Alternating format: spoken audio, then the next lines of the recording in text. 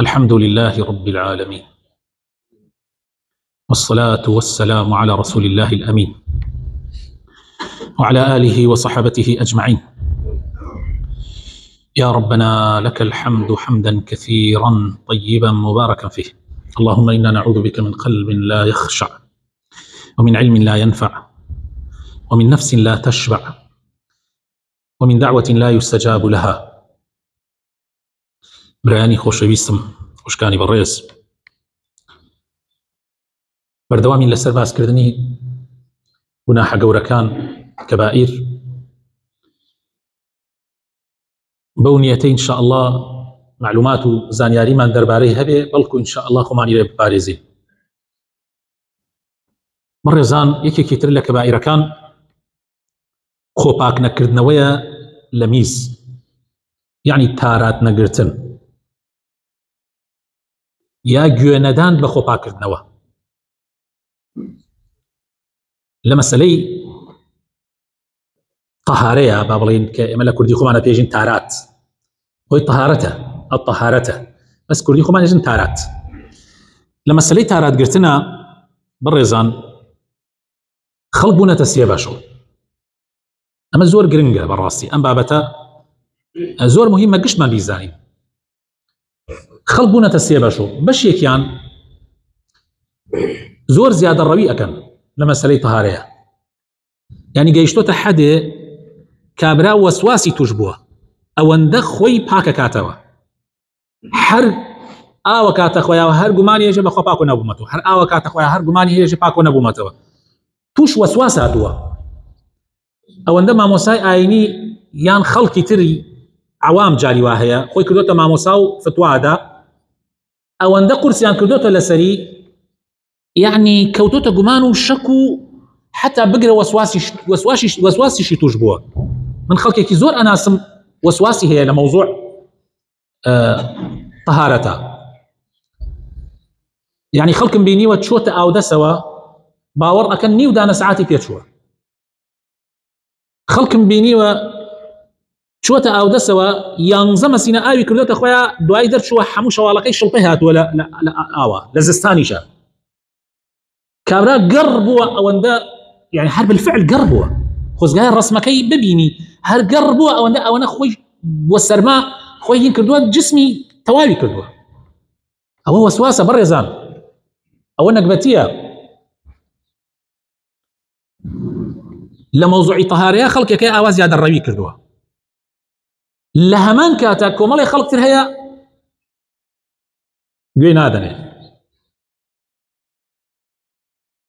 گوێی نادەنێ، ئەعتیادی پرشی مزلیانەدا، یعنی خۆی ناپارێزێ، بە کوردیەکەی خۆی ناپارێزێ.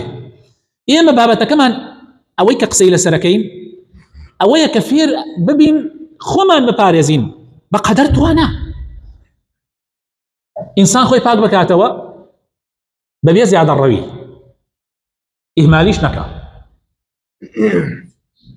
حتى براينا من معلوماتێکتان پێ بدەم گرنگە، حتى لە بواری صحیشەوە، لە بواری تەندروستیشەوە، ئەڵێ باش وایە ئینسان لە ئاودەسە ئەوەنە نەمێنێتەوە کە بگاتە 5 دقە، زۆر خراپە 5 دقە لە ئاودەسا بی. ئەگەر بکرێت لە 1 دقەیە ئیشی خۆ تەواو بکەی لە ئاودەسە، ئەگەر هەر زۆر پێویستی کرد با 2 دقە بێ، هەوڵدە زیاتر نەبێت، چونکە بەڕاستی دوایی تووشی مایەسیری ئەبی. هیچ ضرور نییە تۆ ئیشی خۆت تەواو بکە و یەکسەر ئایا بکەرە خۆتاو تەواو.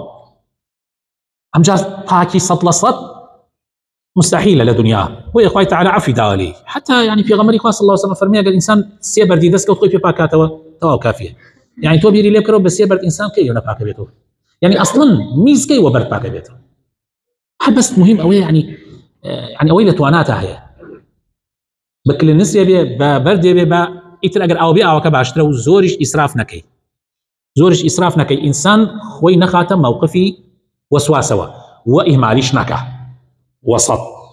جا پێغەمبەری خوا صلی الله علیه و سلم فەرمێ موسڵمانان خۆتان لە میز پاککەنەوە، وەکو ئەوانە مەبن ئەچنە سەر ئاوت دێنەوە خۆیان پاک ناکەنەوە، چونکە زۆربەی عەزابی قەبر بەهۆی میزەوەیە، یعنی خەڵکێکەی خۆی پاک ناکاتەوە، تارات ناگرێ. ئەمە معنای ئەوە نییە زیادە ڕەوی بکەی، نە، معنای ئەوەیە کە خۆت پاکەیتەوە بەس، هەر ئەوەنە. زیادە ڕۆیش حرامە و خراپە. لە حەدیثێکا پێغەمبەری خوا صلی الله عليه وسلم،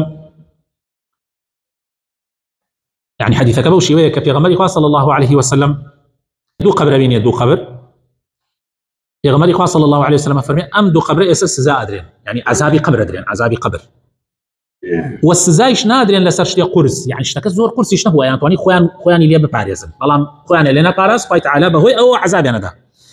یەکێکیان دوو زمانی ئەکرد لەبین خەڵکە، ئینسان ئەتوانێ زوانەی خۆی بگری، يعني ئەم زوانە ئەگەر بیگری پڕ مشتێکە، ئەگەر بەری دەی دەشتێکە.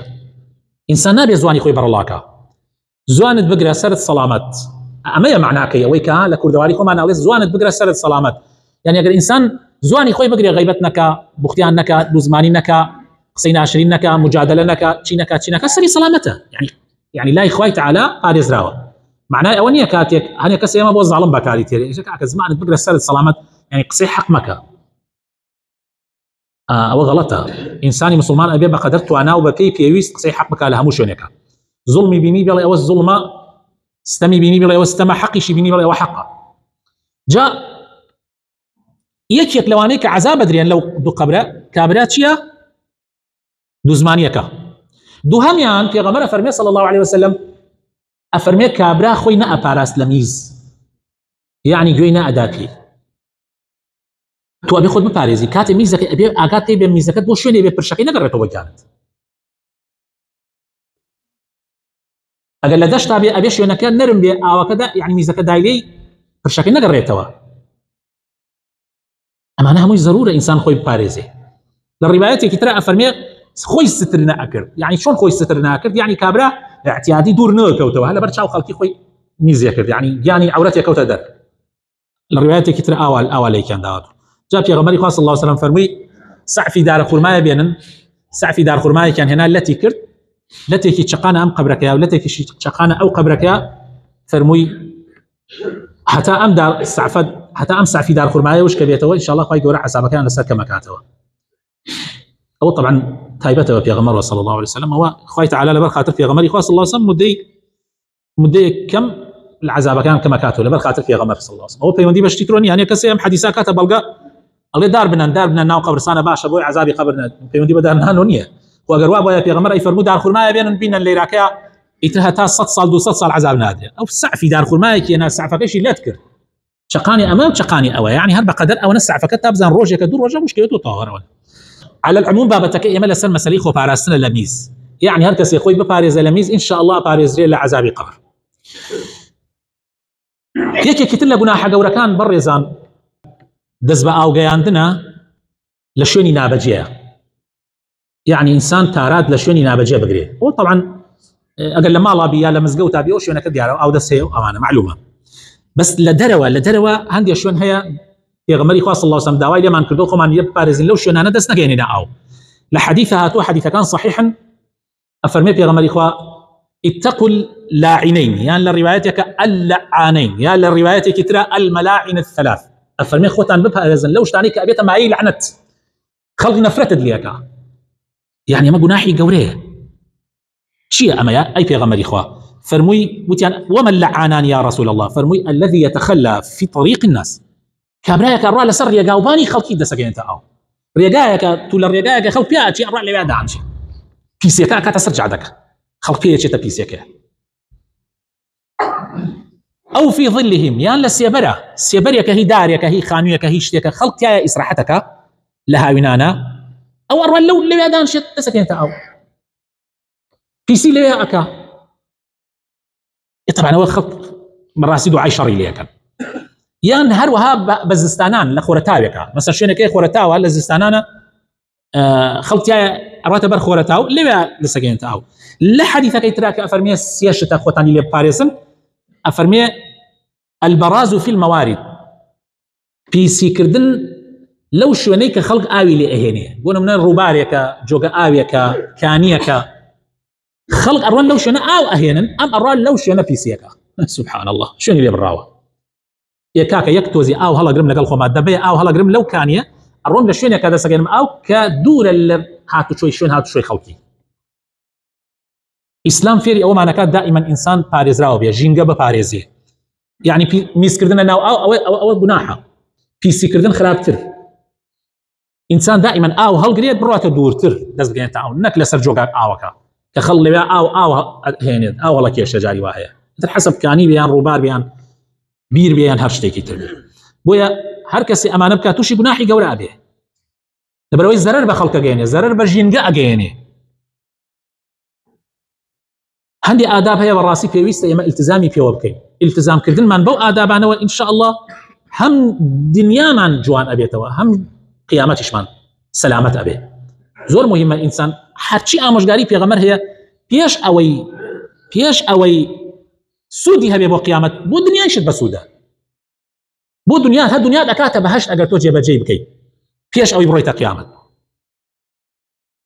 خۆی تەعالە بۆ خاتر ناوجوانەکانی خۆی ڕەحمان پێ بکە.